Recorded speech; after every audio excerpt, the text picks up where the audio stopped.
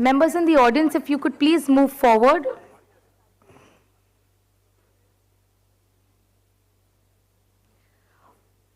All our authors' books, including Dr. Ileana's books, are available in the bookstore outside.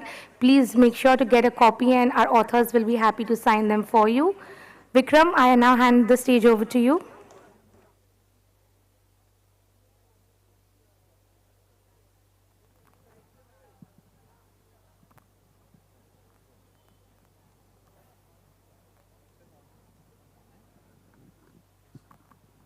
Is this working? Yeah. Okay. Thank you, Protiti. I'm delighted to be here speaking with Ileana Citaristi on this book that was released last year. No, it is releasing today. It's releasing today. Indian Traditional Martial Arts. So we'll be talking a little bit about the martial arts, we need to hold it up for the photograph. We'll be talking a little bit about Indian traditional martial arts and very importantly, the situation they find themselves in today and also its connection to dance and specifically to Odissi. So first, I'd like to ask you, Ileana, what drew you, if you can give a little bit about your history, your entry into the art form of Chow, and then the martial art, and then Odissi. What drew you to research the martial art traditions? Sure. Hello to everybody. I'm Ileana Citaristi. I'm both Chow and Odissi dancer. So Chow, of course, is the real connection between this book and myself. Chow is a dance which is derived from martial art of Orissa, especially the Mayurbhangi Chow. And when I studied the Chow, I wanted to know how a dance can emerge from a martial art form. So I went back and tried to understand from where it came. So I discovered this martial art of Orissa, which is called Paiko, which very few people knows because it's, of course, on the verge of almost disappearing, but still in the villages, especially in Khorda, around the Khorda region, not far from Bhubaneswar, the Akhara are still active, and the Paiko are still performing and exercising themselves. So how from that mock fighting, what kind of evolution took place? So from the Paiko, I had to study the Parikhanda, the Parikela. So slowly, how the merging of these movements with music and theme, it becomes a dance form. But in the meantime, I also got interested in their story, in the Paiko story. And I understood that it was very much part of the general history of Orissa.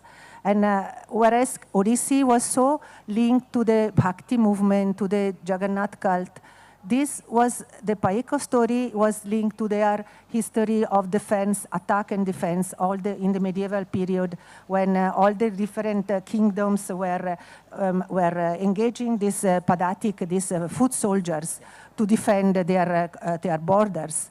So it was rich it was very much part of the history of Orissa. And they had their cult, their rituals, their movement, they got me engrossed in this history in the study of the Paiko. Apart from that, I had also the possibility to organize, because I wanted to know what about the other martial art forms which are in India, and what is the difference, what are the similarities between them. And so I got the opportunity to organize a martial dance festival in collaboration with the tourism department in Orissa since 2005. And so there, for 3 days, every year, for more than 12 years, we did it. It's still continuing, but in another form. from 2005, it was only dedicated to martial dance. And I think it was the only festival dedicated totally to the martial art.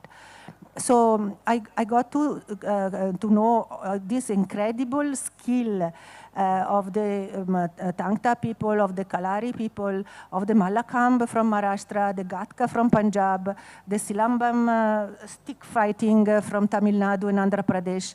And this artist, which hardly people knows, and they are not celebrity, they are not ranked among the classical form, but they were exhibiting incredible control of the body.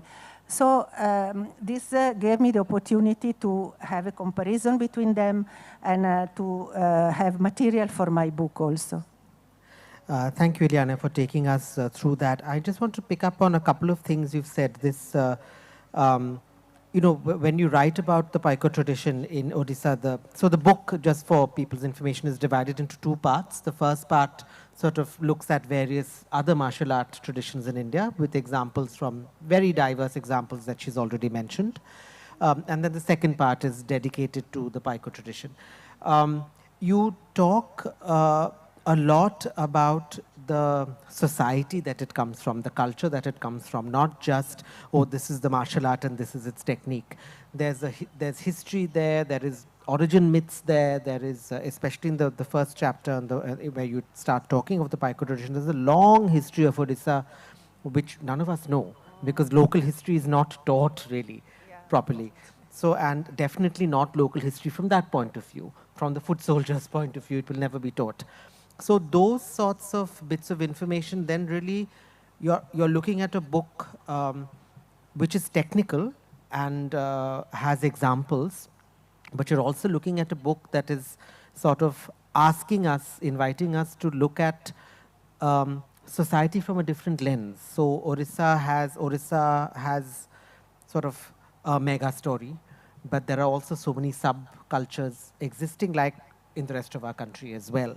And I think that is something that I'd like you to talk a little bit more about throughout the book, that how did you arrive, or why did you choose to, rather than say this is Malakambh ABCD, this is Chao ABCD, the structure of the book, the telling the stories of these things, if you could talk a little bit about that. Yeah, because, the martial art, what I discover, all the martial artists, or any martial art, it doesn't have only the physical movement. But each of these, especially the ustad, the gurus, the teachers, they have knowledge of so many other aspects, like anatomical aspects. They know they know how to do massages to the body, to utilize the medicines to prevent injuries, so it is not only a physical or a technical subject. Then they have their rituals. Each of them have a divinity. The divinity may not be in the form of a murti or anything, but they have in the akara, they have their form of salutation. They have each year they have a particular festival in which they initiate the technique. So all this is related, and one has to expand the study of the research, because then they are from where they are coming, which kind of religious, what kind of spiritual meaning has behind these technical forms. And so it was not possible to just have a technical roundup of each form. So that was an interesting aspect. So whatever I could research, of course, the Orissa part is the one which I research more. And I got that for foundation grant also, Indira Gandhi National Center for the Arts grant for studying the Paiko. But also in the other forms, I tried to expand, especially in the Kalari, the Tangta. The Kalari has in Kerala, has the Kalari artists, the Kalari gurus have knowledge of all the different points of the body which are the most delicate, and where you can, from where you have to defend yourself, which one you have to attack. And I mean, it's a knowledge which doesn't stop at the movement itself. but has all those other aspects. And also the fact that in Natya Shastra, for example, which is our basic text, we find the description of the various nyaya, which is how to discharge missiles and thunderbolts, and how to discharge a bow, and in how many way you have to attack. And Natya Shastra itself says that the actor has to prepare his body by massages and by oil massages. And so that means these techniques were not separated from the actor training. Later on only, now we are dividing all this. Now we are dividing the classical is the pure form, then there is a semi-classical, then there is a folk, then there is a martial. All this has been compartmentalized. But there was a time, and this, according to me, the martial artists are still an example in which they have not divided this in the different sectors. They are doing acrobatic, they are doing yoga, they know about knowledge about the human body. They have their own choreographic pattern also, because when they attack and defend with the various swords or sticks or anything, they have certain progression, like they are in 4, in 5, in 6, in 7, in 8, in 9, in 10. So they don't have the tal system, but they have a progression, their own choreographic patterns. They have steps, basic chalice. So they have so many aspects, and perhaps we should go back to them and acknowledge that so many things have come out from them, and we have in a very sophisticated way, we have taken away many things, and we have also forgotten about the basic. So maybe it is important for us, also classical dancer, to go back to them and to learn a lot from them. Exactly, and that brings me to my next point, which I wanted to talk about, what you've talked about, these various compartmentalizations between classical, folk, tribal, martial, whatever, and the fact that in a text like the Natya Shastra, none of this is actually mentioned. This compartmentalization is not mentioned at all. From now being an Odissi practitioner, and where do you see in a form like Odissi, which is constantly described as highly graceful, it's associated with the Geet Govind, it's associated a lot with Shringar and the erotic and bhakti. Where do you see the influence of the martial art traditions of Odisha in what Odissi has become today? Well, when the Odissi was revived, in the revival period after the independence, actually the physical work was done in the places called Akhara or Jhaga in Puri, where all the different forms were practiced together. So there were the martial form, the Sai Jatra, the Gotipua. So there was still a communality of all these forms. Then slowly, for becoming classical, to be able to have this targeted of classical, some of the, for example, of the acrobatic of the Gotipo has been discarded. Some of the basic physical exercises, a little more vigorous exercises, been discarded. So only a sort of purification of this, as we can call, is remain.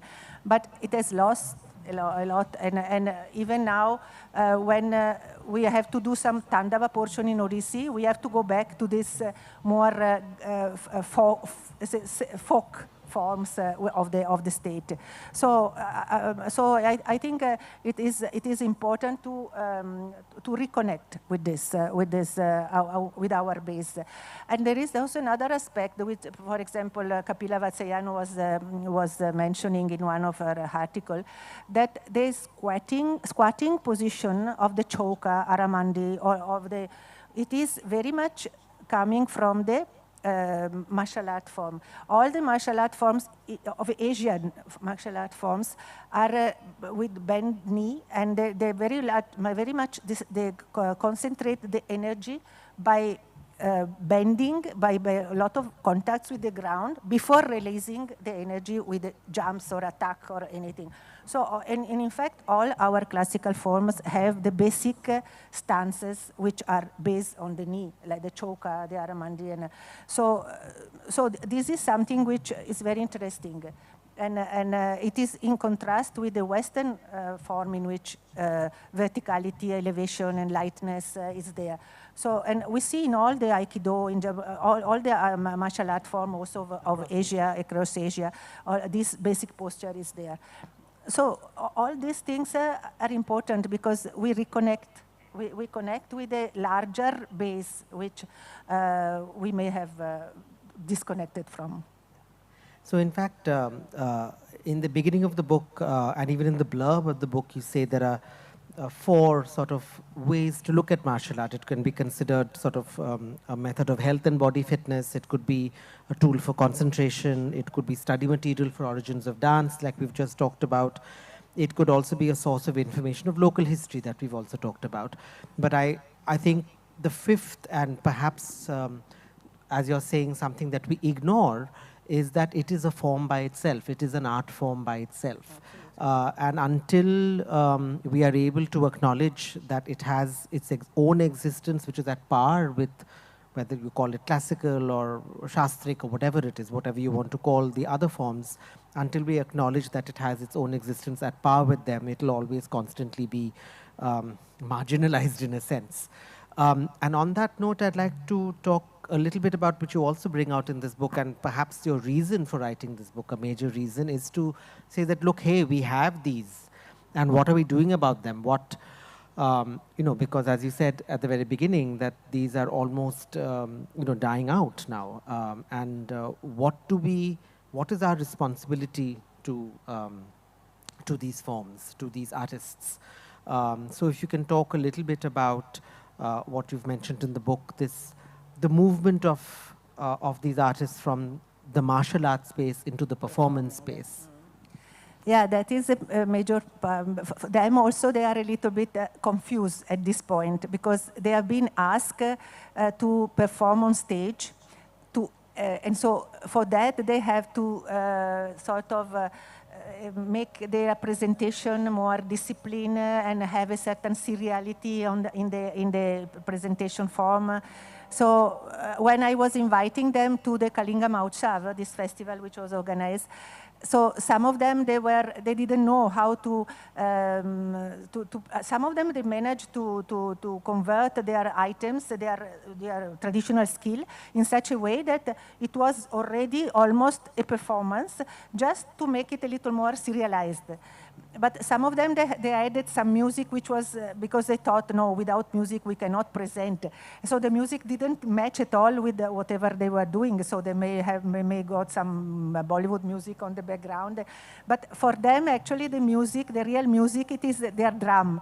And the drum is for them is energizing. It is a rhythm which is continuing energizing them. If the drum is not playing, their body doesn't move. So it is not in tala pattern, but it is a rhythm which they talk each other a lot between the rhythm and the drummist, and they talk each other in a sense when there is with the climax, the drum also is going into a climax. Yeah, I have a few clips that maybe we can see. For example, there is one clip in which it is a proper paiko taken in their village, but it is a shepherd dance. It is a Gora, but it looks like a small choreography. So from there we can see how they have the base for what it came out later as choreography and composition and everything. So it is already there in their base. So maybe if we can see the second clip, it was shot in Manikagoda, one of these villages around the Koda. Is there somebody? The Gaurabadi Khela. Gaurabadi or Khela, yeah. The shepherd's stick play.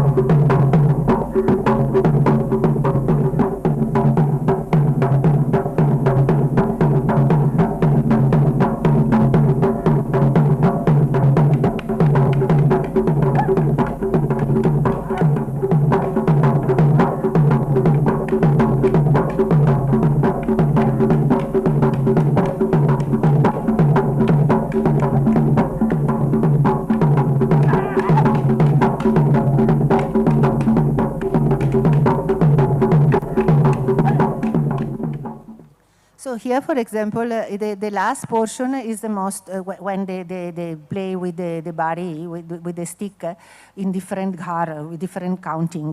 But before reaching there was all these preliminary steps, which was pure, it was dance. I mean, they had to combine to coordinate the steps, the chali, so it was not attack and defense. So they had this introduction to the proper kela. So so a lot of things are there which they themselves, they're performing. We can distinguish, we can see all the technique. They may not be even aware of what they're doing, but we can distinguish that they have their different chali in it, the different way of rotating the wrist. Like, for example, the way in Manipur, the tangta, and the exercise, their whirling of the sword around the head, and this movement of the wrist, and the movement of the Manipuri dance derives from there. So there is a continuation which we can really also the bending of the Tangta people, and the fact that with one leg up and then the circling in the one leg, it is very much there in the Manipuri dance also. There are things which really are interesting for a classical dancer to study. So one thing which I wanted to, when I work with these martial artists, I work with the Tangta people in a production together with the Chao people. Then I work with the Malakamba in a Odissi production. And I work with the Paiko and Chao in another production. So all these martial artists which are incredibly good in their technique, they find it difficulty to discipline the movement with the tal, with the rhythm, because as I said, they don't have a rhythm with pattern of like we have tala of 7 matra, or 5 matra, 10 matras, and all these things. They have a rhythm which just inside them to move. So that was the most difficult things. Maybe we can show, for example, how utilize the Malakamba.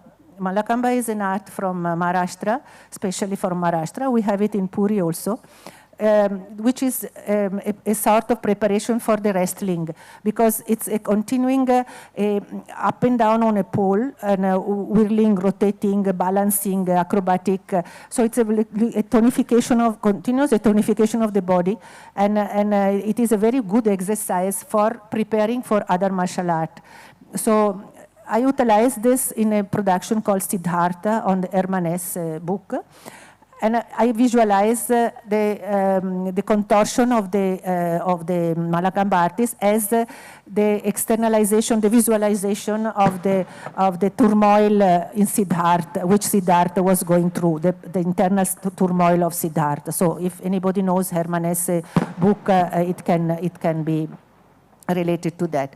So in this particular clip, which I'll show, it's supposed to be the dice game when Siddhartha is going through various phases, and he becomes addicted to samsara, to alcohol, to dice game and all this thing. And until the samsara, the world capture him totally, and then he find himself almost on the verge of suicide. So I did this between the Odissi and the Malakamba as a dice game between the two. So maybe we can show I think is a third one. Yeah.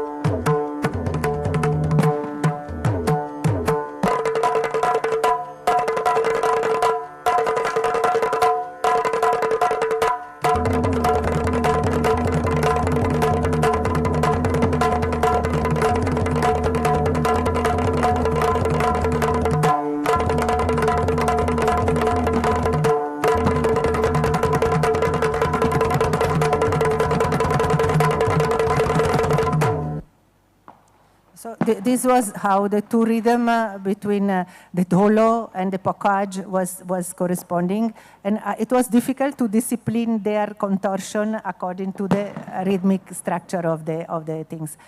So this was a possibility of combination of two styles. So in the recent past, again, looking at your experiments with bringing, in your case, Odissi and various martial arts onto the stage, there are other people also who've been doing that from the classical art traditions. But to talk about what are the avenues forward for these martial artists now, especially in the context that we are in, like if you look at the dance reality shows that happen, that are on every channel in every part of this country, and you look at a group like Prince from Odisha and how successful they were in whatever that reality show was. And that has become, what are the aspirations now of these artists in the current context? Yeah, some of them, of course, they leave the art, the martial art, because they don't have much scopes.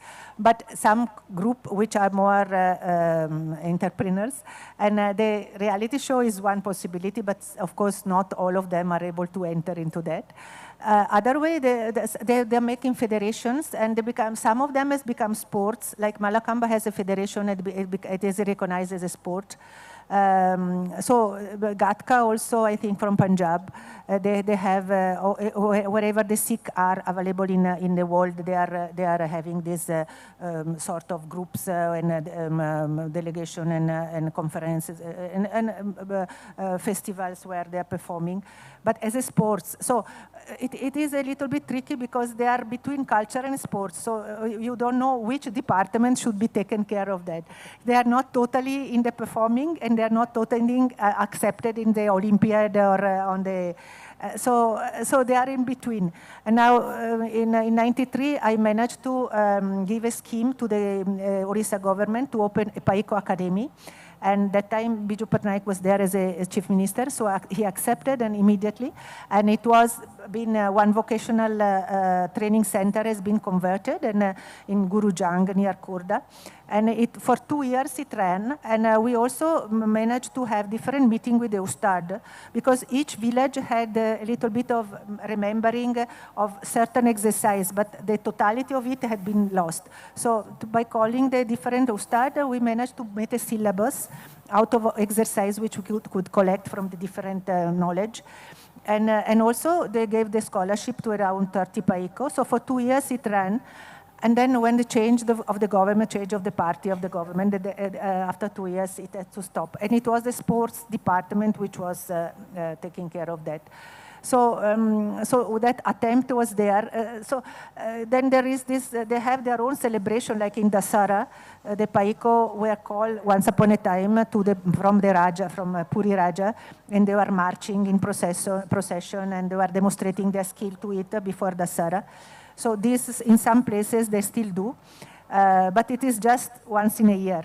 And so they keep it alive on their own, in their own akara, but without, maybe they, once in a while they celebrate certain occasion.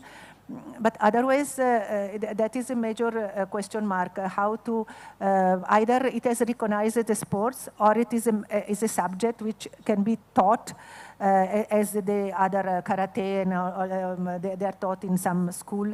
So especially the Paiko has to be, the Tangta is of course still alive much more in Manipur, also in Kerala. But in some other states, the martial artists are suffering, like in Orissa for sure they are suffering.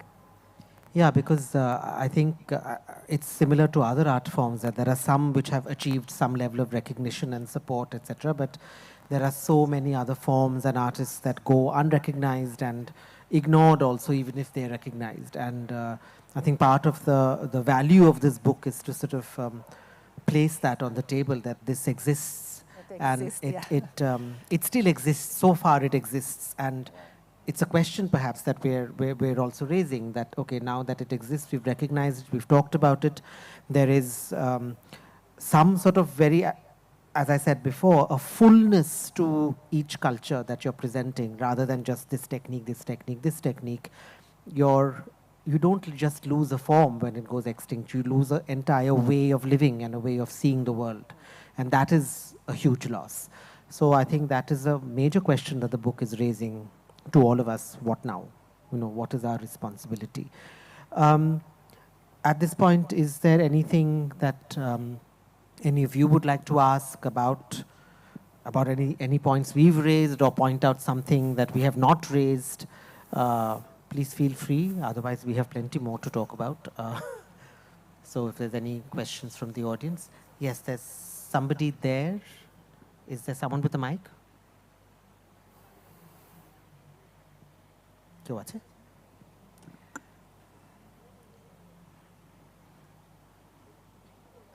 Just one second. Yeah, they're just going to get the mic because they can't hear.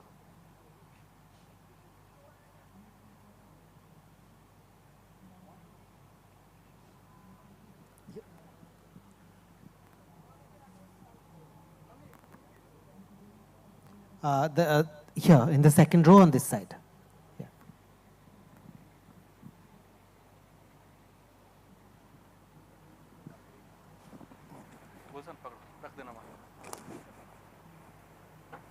Oh my goodness.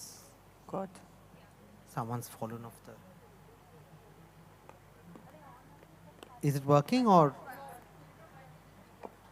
Yeah. Just... Yeah. Yeah. Yeah, so I wanted to ask that when you came to India, like, let's say 30 years ago or 40 years ago? 40. 40 years ago. So, and you were interested to learn Odissi, and then gradually you learned about martial arts. So you were completely like alien to the land, right? And you had even if you were speaking English, you had a certain accent which not many would gather. And so when you were interacting with these gurus of martial arts or anyone, how difficult it was? And what propelled you exactly to bring this up in your book? Because not many Indians have thought of it, but you, after like, since you have stayed for 40 years, I should be calling you Indian, of course. But then at that time, what propelled you to learn this and, in the course of so many years to bring this forth in the form of a book? Okay. Well, I was doing theater before coming to India. So I did first traditional theater and then physical theater with for Jerzy Grotowski group and Eugenio Barba. So that utilized a lot of physicality in the theater, in our form. It was not a theater just recitation through the words, but a lot of exercise. In fact, Grotowski and Barba both had got inspiration also from Kathakali and from India, from Japan, so a lot of exercise were there. So I was searching for a expression through the entire body. So this is what I was searching in my theater experiment. So we were doing a stilt walking, street theater, acrobatic, a lot of searching for an expression, but we didn't have a grammar. So at that point, I saw a Kathakali performance in Italy, and I was stunned because I saw that the guru, Krishna Nambudiri, came to my own town in Bergamo, and he demonstrated without makeup, and I saw that each finger movement, each muscle movement has a meaning, has a name, it was a full grammar of the body, which we were searching. We were just doing improvisation without having a particular system behind us. So I asked him if I could learn that, and when I came to India in '78 for 3 months workshop in Kathakali, I thought that I will utilize this movement for my own theater. And it was Kathakali guru at the end of the 3 months who told me about Odissi. At that point, he could have told me anything. I mean, I didn't know anything else. So when I came back in '79, my intention was to stay for 1 year, 6 months in Kerala, 6 months in Orissa, study those movements of the animals, to utilize in my own theater work. That was my intention. But it didn't happen. So from '79, I'm still there. and Kathakali and theater, Italy, everything on. So I started Odissi, and Chow immediately fascinated me. The first time I saw it, it was just a chance. Just after 2 months I came in 79 in Delhi. I just entered into the Bharatiya Kala Kendra in just one room, and I saw a girl, even not a boy, a girl was doing beautiful movement of the bird, with the entire body was transforming into a bird. And I said, what is this style? Beautiful, because the Odissi utilizes hands, a lot of control over the footwork, expression, and all these things. But the Chow, you express through the entire body. So it was exactly what I was searching in my theater work. So I asked, there was an old man with a big drum. So I asked, what is this style? And he said, he was Krishna Chandra Naik. He told me it is from Orissa and it is called Chow. I said, okay, then when I went back, I was in Delhi just to follow Guruji's Odissi workshop. So when I went back the next month, I immediately started to do also the Chow one. So that is how, from the theater work, from the physical work of the theater, I came to dance. And after I started Chow dance, that, as I said before in the beginning, that I wanted to understand how it came out from a mock fighting of the Paiko, how this dance came out and which kind of evolution, which kind of stage it went through.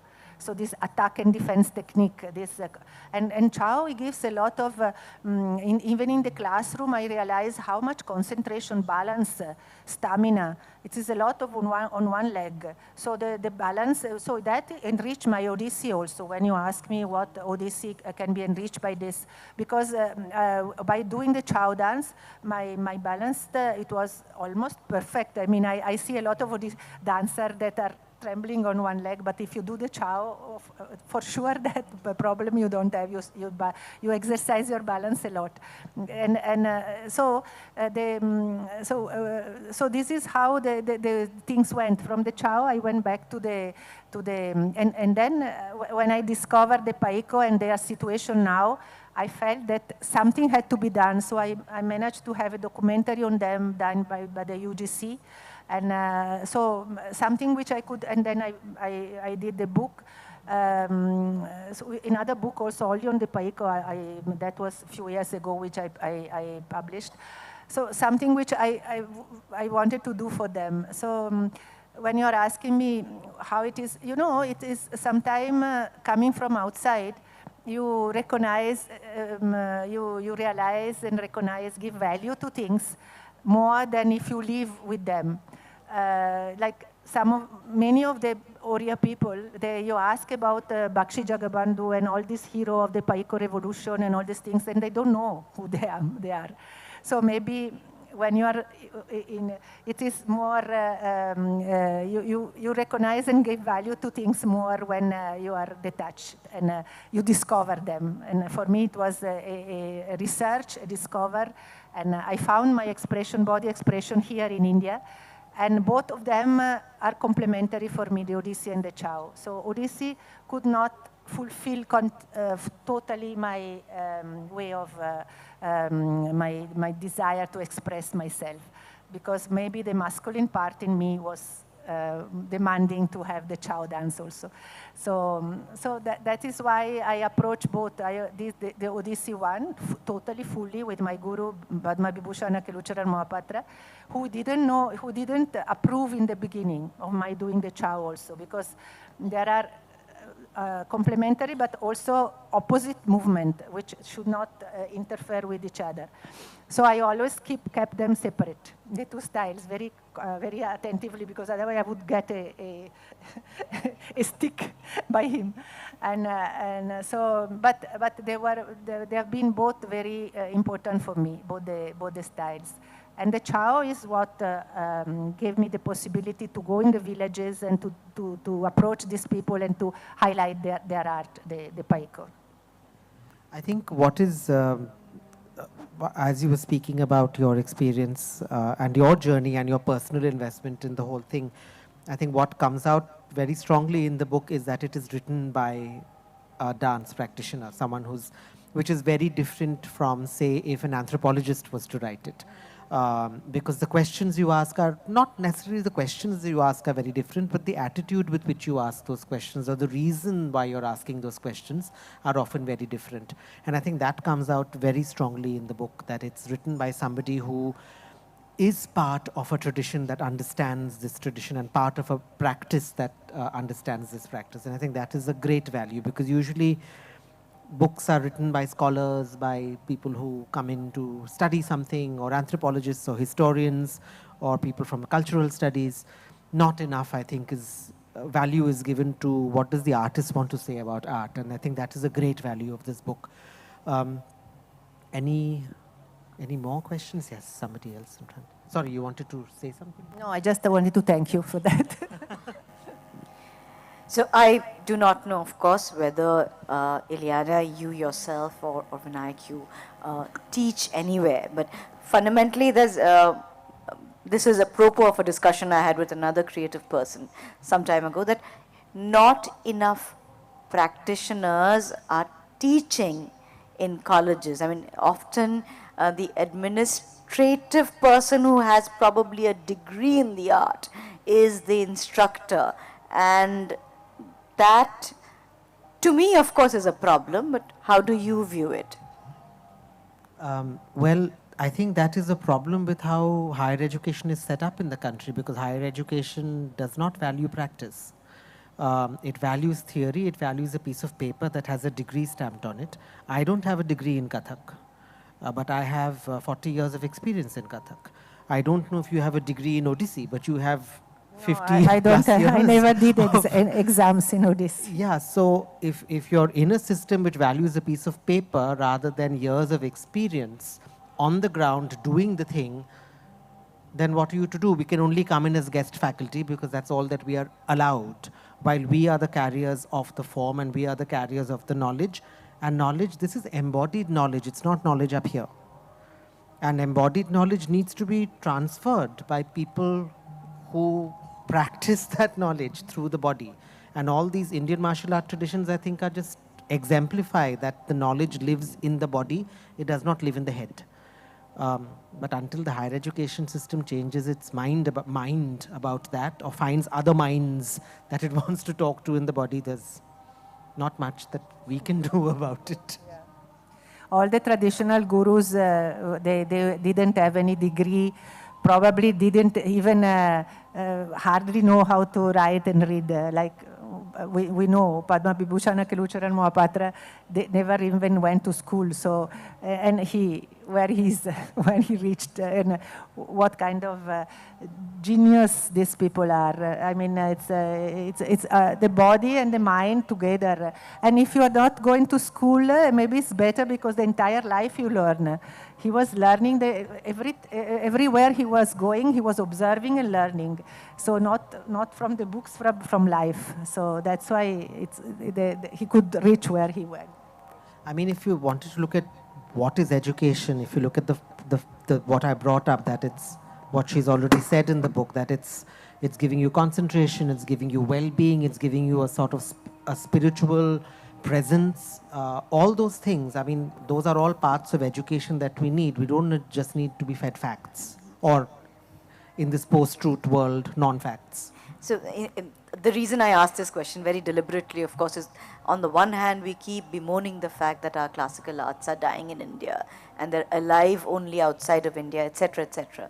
And yet we have these long school hours to fill where a lot can be done, but we rarely see gurus being called in. I mean, after Spikmeke, I cannot think of any other movement that has taken the classical arts to youngsters. I mean, I was very lucky to have Spikmeke in my life in college, but there's been nothing systematically done to bring the classical arts to schools and colleges in the form of curriculum. And I just wanted to ask artists themselves what they feel about it, and how you feel you can maybe change or influence bureaucrats to look at it differently. Well, I think the first thing that anyone in the education system needs to do, if they're thinking about bringing the arts into the curriculum, is to ask the artist to be on the panel to decide what the curriculum. That is never done. So they decide, which doesn't make sense, because it's not their fault that they don't know. You want arts in the curriculum, please bring artists on into the discussion. They have to be at the table. Otherwise, you can't have a curriculum about something where it doesn't exist around the table. And if that first step is not done, you can't really get very far. Yeah, absolutely. Yeah. Actually, we teach dance separately in the few hours that the students have free from tuition, from college, from all these things which are, and it's such a small space which we are having to teach them something else which is important for their health, physical health, mental health. So it's, I think the system of education here is totally, according to me, it's totally wrong. and it depends too much on tuition and in putting all this knowledge, mnemonical knowledge in the mind of the people without exercising them, their own creativity, their own inquisitiveness, their own. So I always fight with all this, but parents are to be also convinced, and each of them are following the current. So nobody wants to go against the current. So the things is flowing in that direction. But thank you for that question, because it's a very, very important point. When we're talking about the arts, you automatically are talking about education, at least I feel so. It's extremely, extremely important. We may have time for one other question. I'm very conscious that we are at nearly 7:40. So if there's any last... Some marriages is going on. Who knows what's happening in the city. If there's any last questions or comments, just one last one, and then we will wind up. I haven't read the book yet, but I wanted to ask Ileana Citaristi, I wanted to take you back a little bit in time and ask you about your work in Aparna Sen's film Yugant, which is where I first encountered your work and how you came to be involved in the film, because the Odyssey dancer was the protagonist in the film, and that's how I first encountered your work. So I was wondering whether you'd like to talk about your association with that project. You want me to talk about that Yugant experience? Yes. Okay, well, I think I got that possibility to work in that film due to Sunil Kothari. I would like to acknowledge that. When Aparna wanted to ask him who could be the person who can choreograph this Odyssey and the Chow sequence in the film, so immediately he suggested my name. And Rupa was the heroine of that film, Rupa Ganguly. So she was not a dancer. So we had to, and the music by Jyotishka Dasgupta was a beautiful music which landed very well with the fluidity of the Chow movement. So especially in one sequence of that film. And but Rupa was not trained either in Chow or in Odyssey, so I had to do a series of workshops before training her in that particular portion. And then I had to compose that sequence myself, and they took the video of me, and then she got it back to Calcutta, and she finally, even after all this, the camera had to use a little bit of tricks of zooming in and out when the movement was not so fluid, and so it was an experience to work with the actors which are not dancer. So and I believe the choreographers who work for film, they have this experience every time, because many actresses are wonderful dancers, but not all of them. So. But then I should add one thing that, of course, at the end there was also a sequence in which I am dancing, and I think the national award was given for that particular portion. So there was myself with the two Chow dancers. We were doing the bird. We were dying because of the Gulf leakage, oil leakage in the Gulf. So, but then I should say that, of course, when I got the call that I got the national award, I was thrilled. But then when I saw the film, I was so a little bit disappointed because all the choreographies, almost all of them, the choreography, there was quite a few of them. So that bird choreography was there intact. But all the others had been so much cutted, and one of them which was talking about the dam, which was stopping the water and the damage in the it was being shot behind the window while the main is talking over the phone. So I said, where is my choreography? I can't see it anymore. So I realized that once you do a choreography for film, once you have done it, you're gifting it away and you don't have any more power on it. And maybe the big choreographers, they are being called for during the editing and for the post-production. But otherwise, it is in the hands of others. So you give birth to something, and then you have to forget about it. So that was an experience with the Uganda. But of course, it was an important experience because it was my first experience in choreography for film. So on that note, thank you for being here. This book is available, I think, right here. It's available here. So please do pick it up. I think it's an extremely important book. There are plenty of books on dance in India, but not so many on martial art. And I think this is a great addition. Thank you so much, Ileana, for making this and for being here. Thank you. Thank you, Malavika, for inviting me. And thank you, all of you, for being here. Thank you.